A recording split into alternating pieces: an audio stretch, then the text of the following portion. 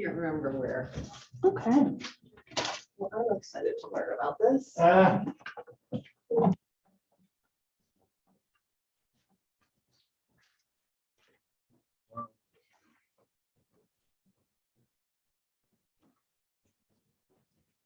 Asked me too fast. I can't remember where she told me she went.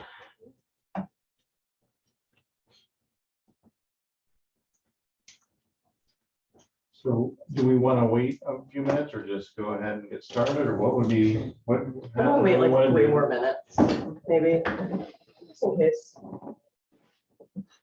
Popped a tire last night, You did? Oh, no. and 2 men watched me trying, like jumping on the tire iron, trying to loosen the bolts. Neither of them helped, so I just had to wait a half hour for Jacob to get there from Decatur to help me get them off.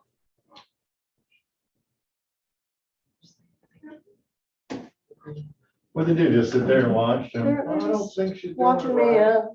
just sitting on the grasses, and I just kept watching. Oh, And then just in there, sitting there in a dress and flip flops, trying Oh my to God. get this tire off of my car.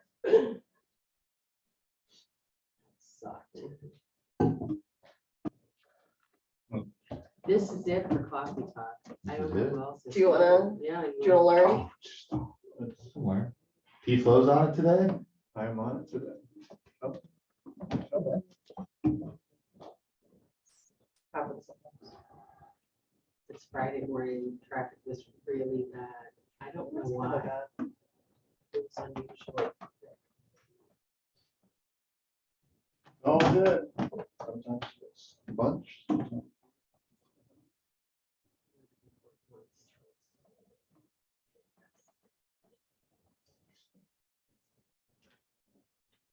And I get points. And we get points. Well, Patrick, let's begin coffee talk. Okay. Rock on. What did you bring us? So today is just kind of an introduction to the DISC. So don't know how much how familiar you are with it, very familiar. And Courtney, how about yourself? I mean, beyond taking the evaluation, I don't know much about it. Okay. So, and Josh.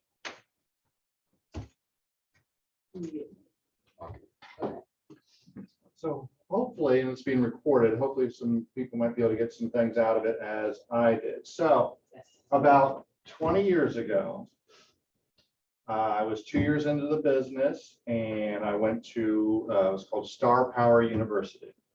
And I was with Howard Brinton, and Star Power actually just started up again, and Sue Leach, myself, Sana, Joe Jackson went to the first first redoing of the Star Power, which is awesome.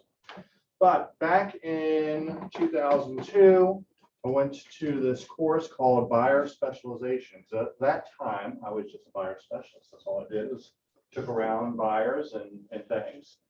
And throughout the first couple of years in business, I could really connect with some people, but then couldn't connect with others. So at the Spire University, this was something that really helped as a game changer for me. Was at the Buyer University, one of the speakers before was talking and said, hey, you know, you're one of 4 behavioral styles. Most people, you are one of 4 behavioral styles. It could be a combination of different things. However, the DISC kind of breaks the behavioral styles down where if you could, well, they broke it up and said, you know, what's the golden rule? The golden rule is treat others as you'd like to be treated yourself, right? And they said, well, we like to do the platinum rule, which is you treat others the way they want to be treated. And they're like, imagine if you're one of 4 styles, so you're really connecting with one of 25% of the behavioral styles. What would happen if you learned how to cater to the 3 other styles, and you could work with everybody and have a connection with everybody? And I thought that was just, I was like, wow. I'm like, really? I'm like, and originally I was like, you know, this is a bunch of baloney, you know, there's you know, whatever. But as we went into it and started learning about it and different things, it was really a game changer for me, because now If somebody was high D, a director, one of the really fast decision makers, I knew how to cater to them. If somebody was a high C, which we'll get into, is an accountant, a thinker, analyzer, the ones that kind of suck all the energy out of me because they have to take copious notes on every single thing they see. I knew how now to cater to them without making myself frustrated or them frustrated, because people want to be treated the way that they want to be treated or how their behavioral style is. So just starting out on them, what's a high? So this is just kind of a basic intro to the DISC. And what we're just trying to, it's going to be a little bit repetitive. So we're just going to kind of try and ingrain the different behavioral styles into our heads, actually, so we get an idea of it. So first starting out is the contributing styles of, and this is not on there, so the contributing styles of behavioral style. Behavioral is not, a lot of people say it's personality. It's not. How people behave and how they like to be, how they'd like to be treated. The number one contributing factor to the behavioral styles is heredity. Number two is role models up to the age of 12. Role models up to the age of 12. Could be parents, could be other people that are role models. And then the third contributing is our personal and life experiences after age 8. So those are the three contributing behavioral styles: heredity, role models up to age 12, and our life experiences after age 8. So what are the different styles? Different styles are D, which stands for dominance. They're your directors, controllers. I stands for influence. They're your socializer, promoters. By the way, they are the natural salespeople. Then your S's, which is steadiness, kind of team players, family oriented. And then fourth is the C, which is the compliance, or the thinker analyzer, the engineers.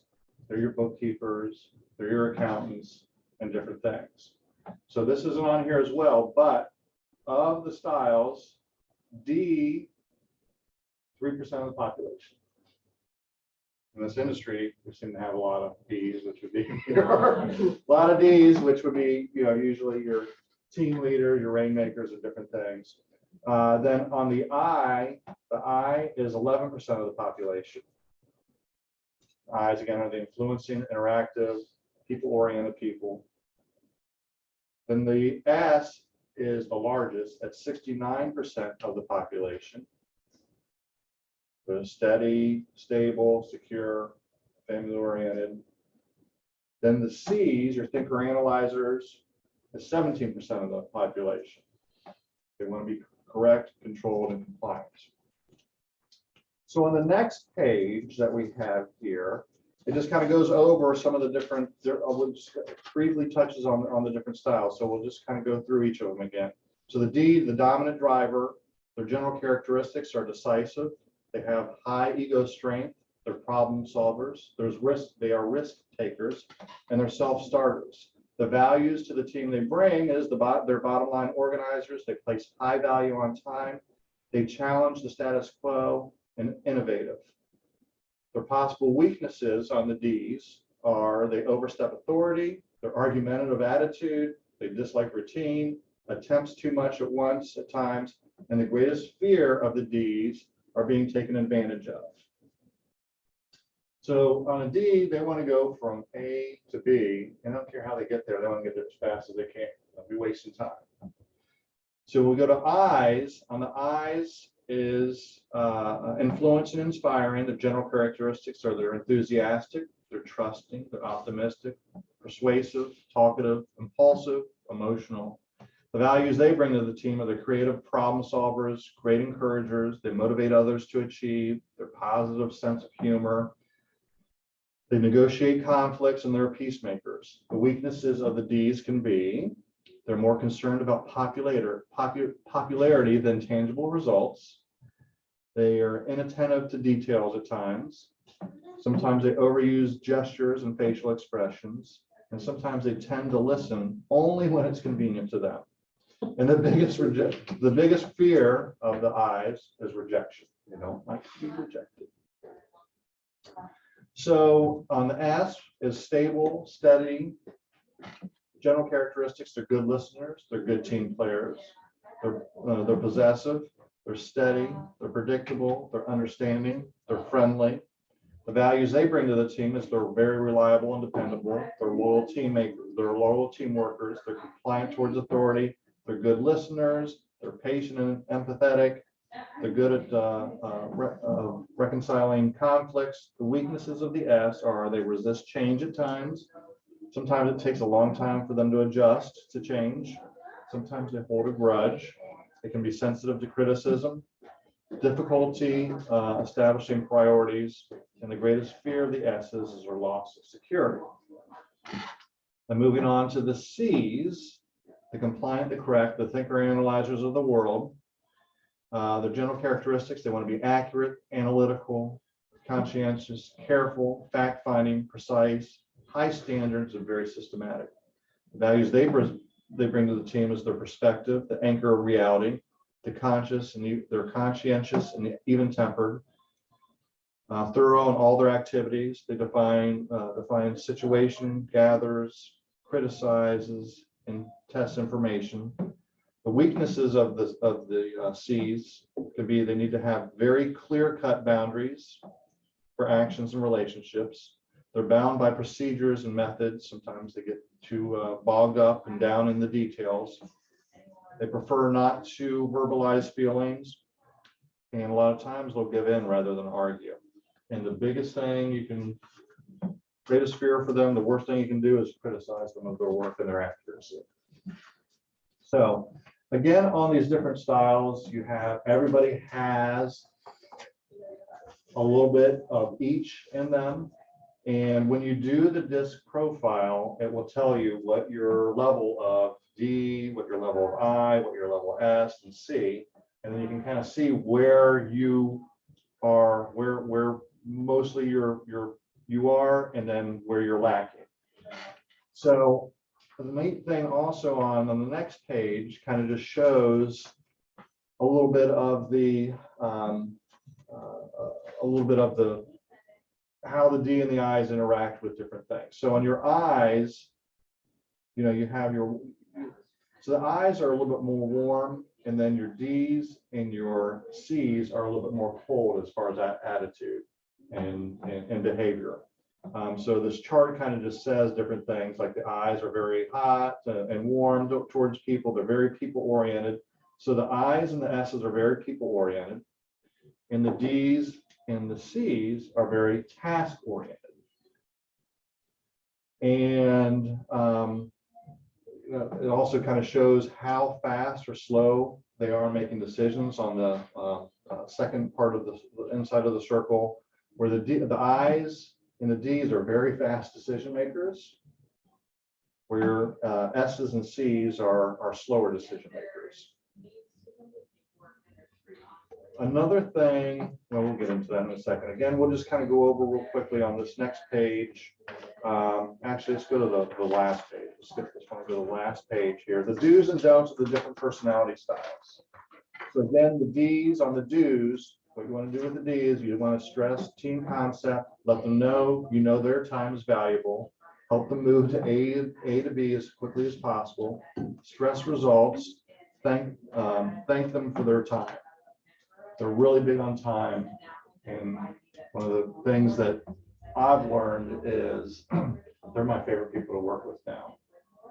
In the very beginning, I always thought they were kind of rude, where I'd be on the phone with them and then they would just hang up. Like, what the hell? They just hung up on me. And then I would call back and say, hey, with one of my friends, I'm like, hey, you just hung up. I said, oh, I thought we were done. I'm sorry. I mean, he really thought that they were done and it was time to move on. So they're my favorite now because, and one of the things that one of the experiences that I had that was once I learned this is I had a D and knew they were a D, and they were coming in town, and there were 14 houses to see, and I knew if I took them out seeing 14 houses, they wouldn't like that so much. So I went and previewed all the houses when we actually had 14 houses of inventory. This is back in the day. So I previewed all the houses and I knew the one they were going to buy. And because it had matched everything that we had talked about. They wanted to have a wooded backyard. They wanted it to be a ranch. They wanted just several things that this house just meshed right up to. And there were two others that were close, but so I said, look, I've previewed all these 14 houses. Do you want to go through all the houses and see the okays, or do you want to see the ones that I think are right for you? And he said, no, that's great. I want to see the ones that are right for me. So we went, and of course they loved the house that I knew that met all their criteria and different things. And he's like, okay, let's go back and write up the contract. And he is an attorney. So I love attorneys because they don't read the contracts, but they're like just ready to sign wherever they want to go, which I think is kind of interesting. But before he signed, he's like, hold on a second. He's like, I only saw 3 houses. And I'm like, again, I said, well, stop right now and we can go see the other 10 homes. But I'm just telling you, look right here. It's not, these others aren't like what this is. So he ended up just signing, winning the contract, and they purchased the house. So the thing with the Ds are they want to make sure you've done your homework, but they don't want to read the homework. So, and please bring up any questions. So, okay, so that case in point, typically the D is married, and typically the D is married to an S. So how did you sell the S on the fact that she didn't get a chance to see and feel the other houses? Yeah, and I don't know, I can't remember if the wife was an S or not, and that does happen where you have, I mean, an S and a D are pretty different, right? And you do see that a lot where you got the yin and the yang. I mean, yin and the yang. The other one is compensating or able to fill in with the relationship where the other one's missing. So it's kind of like opposites attract. Sometimes it's not though. Sometimes you'll have a D and an I. I mean, it's interesting, but I can't remember. It was a fiance. It was not at the time. It was not. They weren't married, or it might have even been a girlfriend at the time. I can't remember, but she was just along with. I mean, she fell in love with the house. I mean, so the biggest thing for me is on the initial consultation is learning what personality or behavioral style that they are. Because if I learn on my initial consultation what their behavioral style is, I know how they're going to want to be treated and how they're going to want their information and things. So the nice thing is I showed up with a folder like this, put it down right there. And I said, do you want to go through these? And he's like, no. So again, they want to make sure you've done your homework, but they don't want to read it. And then, and so on the don'ts you don't want to do with them is you don't want to appear indecisive. So if he questioned me, he's like, well, wait a second, I haven't, and I just went, oh, well, maybe we should. I don't know, maybe we should. You're toast. Exactly right. So, and you don't want to be problem oriented with them. You don't want to be overly friendly with them. You don't want to make non-supportive statements. You do not want to make decisions for them. You want to kind of help them make their decision or push them towards it. And the biggest thing is don't waste their time. I mean, the worst thing, so one of the things I also did with the D, when I had a D going with taking buyers out, if we had 4 or 5 houses lined up and I went to the first house and it's like, Pat, this kitchen is way too small. It's like, this is way too small. And I know the other 4 houses have the same size kitchen. I'm better off to say, you know what? All the other side, I'm glad you gave me the feedback of the kitchen size. All the other homes we have scheduled for today have have a similar kitchen, if not smaller. So let's not waste your time. Let's just cancel for today. I'm going to go back to the office and get everything all ready and find the houses that have the larger kitchens now that I know, based on this. So you're much better doing that than taking them around and showing them a kitchen that's smaller and wasting their time. So that's a big thing. They want to get to A to B as fast as possible. Don't waste your time. Has anybody had any experiences with Ds that they, They're my favorite people. yes, because they're very quick at making decisions, they're ready to sign, and they're ready to go. I'm just laughing because I am a D and you're like describing me. Yeah, so yeah, they used to kind of turn me off. But I was also doing things like I was going and showing them houses and they get very frustrated. They're on their phone like, why are we seeing this again? I mean, we're just wasting time. My biggest issue is Cs. I can't. C's? Yeah. No, we'll get into that in a second. They're fun, but there's certain things you can do to make that frustration a lot less. So going to I's, you want to stress the testimonials, you want to stress who you know, you want to be fun, enthusiastic, you want to talk with friends, parties, and sports. You want to spend time developing relationships with them. One of the things with the I's that I always find is don't show them an ugly house from the outside.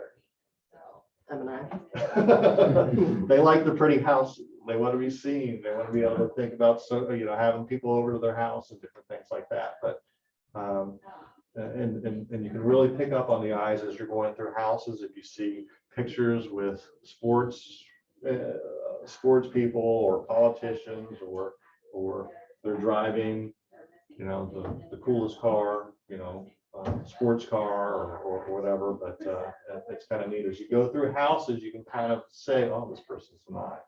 Oh my God, this person's a C. So on the I's also, you don't want to let them take you off track. They can be very distractive. They like the squirrels and be able to go down this route. Don't do all the talking and don't ignore their social boundaries. The other thing that I want to bring in with all these, the DISC, is if you have a team or you work on a team or you have other people around you, would it make sense to have a high D as your bookkeeper or an accountant? No. Would it make sense to have a high I as a bookkeeper or accountant? Heck no. No. So that's one of the things that we kind of look at when we're looking to place people on our team is, what are their behavioral styles? What are their, do we have the right person within the right seat and things? So on the high I's, if the other thing with the high I's is to be careful of is putting two high I's right next to each other in the same office, because they might get more talking and stuff done than any type of work. So that's the high I's for you. S's, spend time developing relationships with them, give them plenty of time to make decisions and let them know you care. Don't be too direct, don't be too pushy, move too fast or be too abrupt. So with the S's, I think it's more kind of a nurturing different things. And I am an S. Interesting thing is your I's are your natural salespeople. Your S's, they're not, but they're highly trainable. So that's one thing. If a lot of buyer specialists and different things will be S's and I's, but the positive thing with the S is they really kind of nurture, they develop the relationship, and that relationship really sticks. One of the things that I like to do with an S, if I have an S as a buyer and we're going through a house and picking up on buyer signals that they're really liking the house, is slow it down, let them sit down and say, hey, can you imagine Johnny, your 5-year-old in his backyard, just seeing, how he has the room to play and be able to play soccer and different things, if that's what they're into. So kind of let them see themselves in the house. Is one of the things I like to do. Then moving on to the C's, the thinker analyzers, they are your compliant people. The C's you can see a mile away. They're going to be coming out of the car and they're going to have a clipboard and they're going to be having everything all ready. Well, he's high D as well. So, but they're going to have all, they're going to come prepared. My Duncan seller, every house, even if we weren't buying it, we had to sit down and go through her charts and fill out everything and check all the boxes. Right. Yes. So on the Cs, on the Cs, you want to use your comparative data, and you're going to want to show them this comparative data. Or you just give them out to somebody else and refer them. Well, you can always do that too. You they appeal to logic. They want you to be prepared. And number one thing that I always suggest on Cs is be on time. If you're late with the C, you're toast. So be on time. Things you don't want to do with the Cs is be vague as well. You want to appeal, you don't want to appeal to their emotion. Do not pat them on the back or tell them jokes or try and be too familiar with them. But the biggest thing that I always say is make sure you're on time with the Cs. So the Cs are, in my opinion, kind of the hardest because they want all the data and they do want to see the data and they want to go over the data and different things. I don't know about you all, but I really don't care for 2 to 5 hour closings because a C will want to read every word for word on all the closing packet. So what I've learned to do is if I know we have a C, which I usually do by the time we're even getting anywhere close to things, is I'll call the title company and say, hey, I've got a reader. I've got a high C. He's going to want to read he or she's going to want to read every word in the packet. Can you please get me the closing packet day before closing and send it to them? So what they did is they sent everything that they send the packet over to them. The C now can stay up all night and read word for word and highlight the different questions that they have. And then we can go to closing. They open it up and say, I just have 4 questions. Can you answer these for me? And then they're ready to sign. But here's the thing. So it not only helps everybody else around us that we're not there watching them read for 4 or 5 hours and having questions and things. They don't want to do that. They don't want to have us kind of staring at them saying, hurry up, hurry up. That's not the way they do things. They want to review everything. So it benefits them by them getting it there the day before. It benefits us by having a quick closing and different things. The other thing too that I like to do with Cs is as we're going through houses and they're writing down their copious notes, I kind of gently say, it's like, look, do you have any intentions of buying this house? And they're like, no. I'm like, oh, let's make the notes not as long and lengthy. Just say no intentions of buying the house, then we can move on because we have 4 other things to see today. And most of the time they're receptive to that. Sometimes they're not, but that's one of the things that I tell them. I'm like, look, what we want to do is we want to spend a lot of time on the houses that we have interest in. We can take a lot of detailed notes. We can take a look at a lot of things, and we can even go back to that house. But the houses that we really don't have any interest in, let's just kind of move on and go to the next one. And that seemed to help a lot as well for me. The one thing I noticed with C's is they're the first ones to go to the basement and check out the construction in the basement. Foundation. Really? That's how you can tell they're excited. Yeah. Okay. Even if you're just meeting them or whatever, like in an open house, you can tell immediately, because they're the ones that go down to the basement. And, oh yeah, that's like 2x4 construction, blah, blah, blah, blah, blah. Like you look at the electric box. Uh-huh. Yeah. My favorite is if you go out to the garage or you go down to the basement where they've got their little workshop and all the tools are outlined with a Sharpie. Mhm.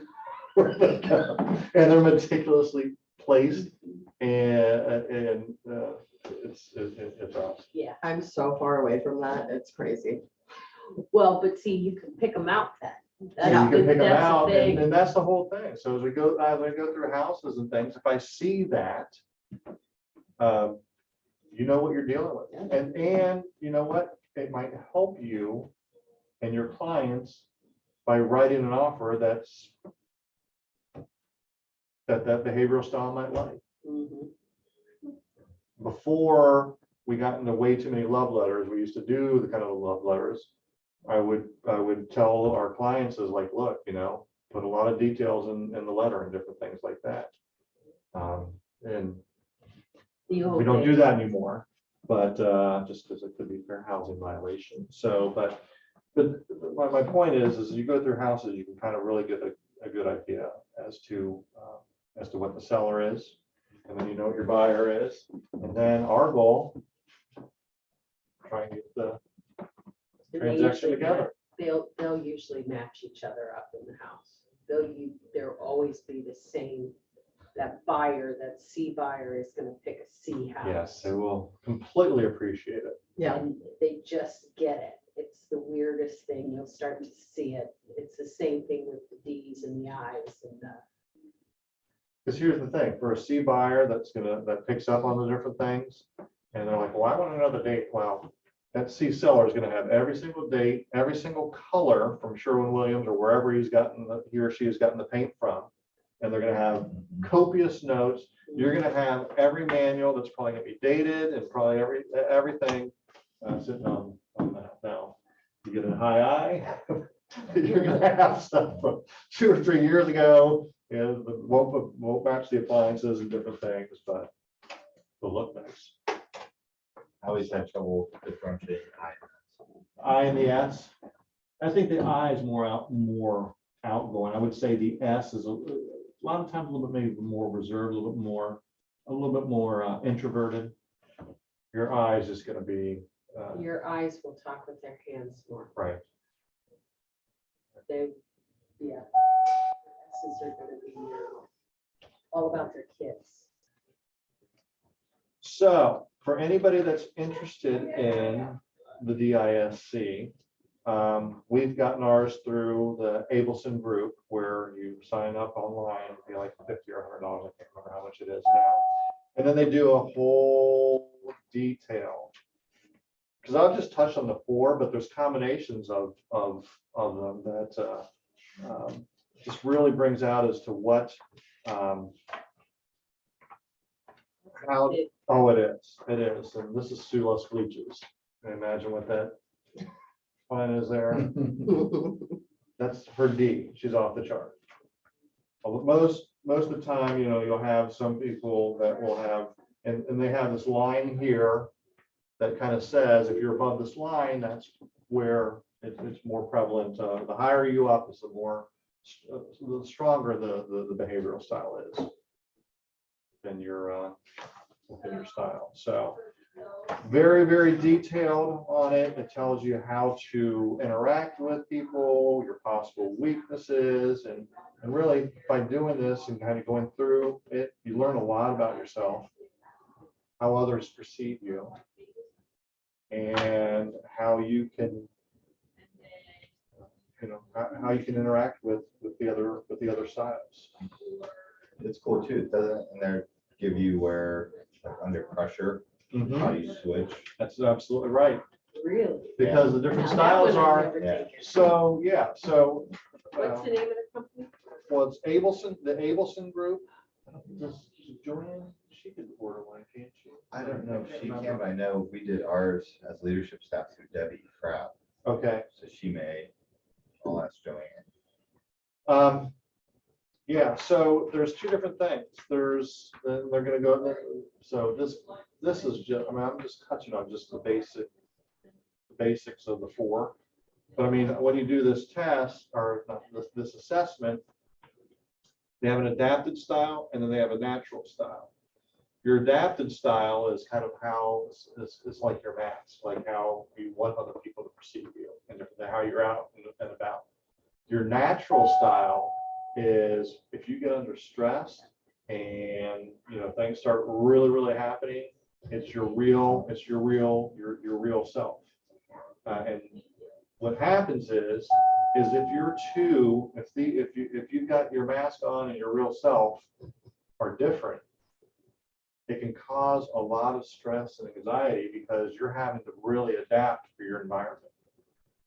So the closer you are on these 2 things within your job and within your position, the more natural it is for you. You aren't having to adjust. You aren't having to do things you don't necessarily aren't your strengths. So it's kind of interesting on taking this because if you're off a lot, it might not last too long. This would be like off being if you were a high D or if you were a high I and you were told that you were gonna be doing the books. Well, can you do it? Yeah, you could. Is it probably not your best strength or your best for your behavior? No, it's not. So you're coming into work and you're probably, it might work for a couple of weeks or a month or so. And then, but, they just get exhausted and they get frustrated and they don't like it. They'd rather be out selling or working with marketing or working with other people and things. So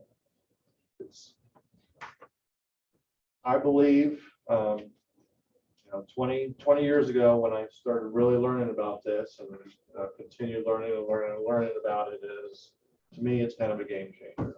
A lot of my D friends said this is a bunch of BS until I had them read the description of, it kind of says your characteristics on how you, and he read that and he's like, wow. He's like, let me take that thing. I'm like, well, I can already tell you what you are, but so that's the intro to the DISC. Really interesting. Any questions Do you have any books or anything that you recommend? for this? Yeah. Oh, there's all sorts of the. I'll tell you what, if you get online, just kind of Google DISC, Yeah. YouTube it, there's all sorts of great YouTube videos and different things that people talk about it. That's what I would go to.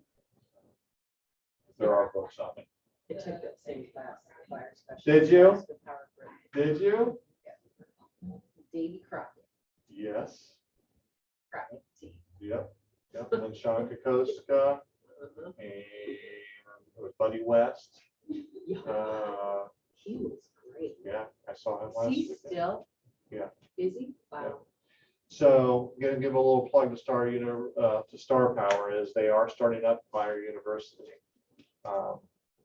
And also Listing University and also Leadership University. And I would recommend anybody taking a look into it. I And, Is that where you were last just threw week? out those scripts. did You you? know, you got the ring of their little scripts. Mhm. Oh, I still have it. You used to do it too. Oh, yeah. Oh, yeah. Sandy sent us all. Carla and I, Stephanie. Yeah.